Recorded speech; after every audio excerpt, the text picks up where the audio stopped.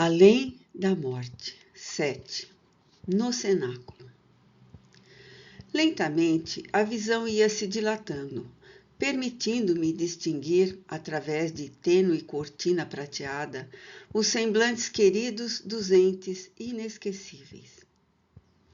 Colorações suaves envolviam todos, vestindo nosso recinto de orações com as tintas miraculosas das grandes paisagens, somente possíveis na mansão do reino. Deixava-me conduzir pelas delícias do momento. Até então, jamais supusera lobrigar encantamento igual. Ao cérebro tumultuado por tantos acontecimentos, chegava-me oportunos os ensinamentos da doutrina consoladora, que na terra foram um roteiro para a minha vida nos últimos anos. Afigurava-se-me a verdadeira e única trilha para a felicidade, porquanto só essa mensagem sublime explica ao viandante, sem rumo, a via certa da imortalidade.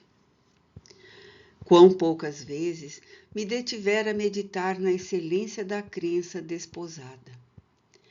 Iniciada no romanismo, habituara-me a enxergar na religião somente um campo para as solicitações de ordem, à base de promessas materiais, perdendo-me invariavelmente nos meandros da revolta e da inquietação. Sem o conhecimento da vida espiritual, pouco afeita, embora a confissão auricular, vivia ignorante dos problemas da alma. Com as primeiras luzes projetadas em meu cérebro pelo Espiritismo, esse farol abençoado, um mundo novo me apareceu, convidativo e maravilhoso, e que agora, de visu, podia constatar. No entanto, enquanto encarnada, não supunha fosse o mundo do espírito algo tão concreto, embora muito diverso do que, por concreto, nominamos na terra, qual aquele que me surgia a cada instante. Não lograda a felicidade de realizar cultura intelectual, não fosse a abnegação da irmã Liebe e de outros instrutores, eu não poderia sequer escrever-te estas páginas. Dedicada mais ao trabalho, não pude penetrar devidamente nas lições preciosas de André Luiz, quando o lera encarnada. Nota 6. Refere-se a uma das obras mediúnicas ditada pelo espírito André Luiz ao médium Francisco Cândido Xavier. Nota da editora. Todavia, amparada pelo imenso desejo de acertar o passo com o bem, guardei na mente, indagadora e ansiosa, anotações e fatos narrados por aquele trabalhador incansável e que agora eram de grande e salutar utilidade. Enquanto a meditação me visitava, alargando-me os horizontes da alma, a reunião dos companheiros, sob as bênçãos do Senhor e o carinho de Alta de Souza, ia se alongando em marcha para o término. A irmã Liebe, que me acompanhava o pensamento com bondoso sorriso, murmurou: escutemos a mensagem da generosa mentora. Observei que a benfeitora mergulhava em profunda meditação. Luminosidade esverdeado-violácea envolvia-lhe o tórax e a cabeça, banhando de claridade o médium Marcos em concentração.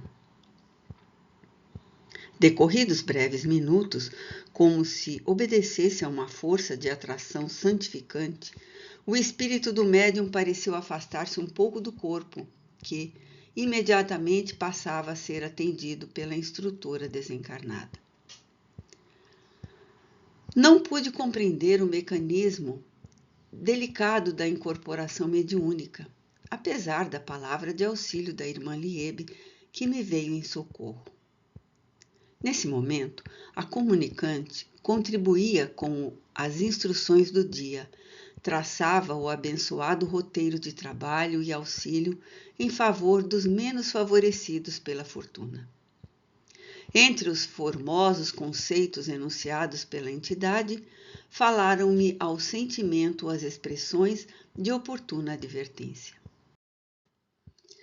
Em nosso labor socorrista, não permitamos que o convencionalismo, esse cruel carrasco da fé, penetre nos arraiais das realizações a que nos propomos. Ele sufoca o ideal e mata a iniciativa. Pela sua trilha, seguem os excessos do preconceito da terra. Contra esses excessos, devemos brandir nossas armas, conservando a simplicidade no trato e espontaneidade na ação. Recordemos a simplicidade de Jesus e sua realeza. Tenhamos em mente a grandeza do que o Cristo não fez, e não apenas daquilo que fez. Apesar dos recursos de que dispunha, viveu, no entanto, na condição de humílimo servidor. Recordemos, assim, o que estamos fazendo e o que estamos deixando de fazer. Recusemos o mal onde quer que se encontre, reconduzindo-lhe a expressão numérica e a expansão territorial nos corações. Chegado o momento da oração final, enquanto a comunicante se dirigia ao celeste benfeitor, pétalas delicadas, coloridas de rósea luz, caíam perfumadas no recinto, impregnando a todos com o magnetismo da paz e do consolo. Estava concluída a reunião. Todos se ergueram. Nós outros, desencarnados, demoramo-nos, entretanto, nas efusões do reencontro e da alegria, tecendo a coroa de júbilos. As grandes emoções que me sacudiram a alma deixaram-me, de certo modo, sinais dolorosos por não me encontrar totalmente liberta das impressões físicas. A irmã Liebe, muito atenta, explicou-me delicada. Não podemos esquecer que regressaste há pouco da esfera carnal, estando necessitada de repouso e medicação específica para o devido refazimento, bem como de adaptação à vida nova.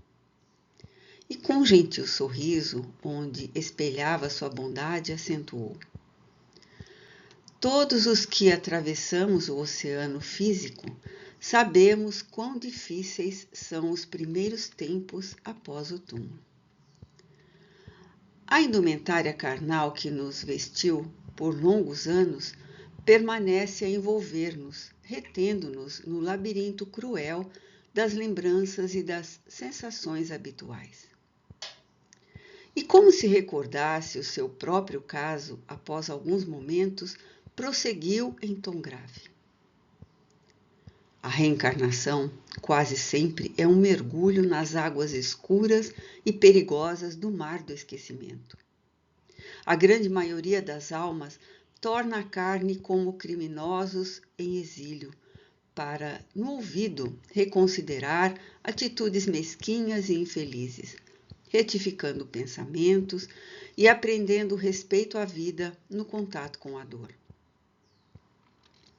Ao chegarem à pátria querida, recebendo-lhe a mensagem clara e nos dias de retorno, angustiam-se e sofrem, à semelhança de pássaro cativo por longos anos, que, tendo perdido o hábito de voar, prefere a gaiola estreita à amplidão dos espaços que o chama.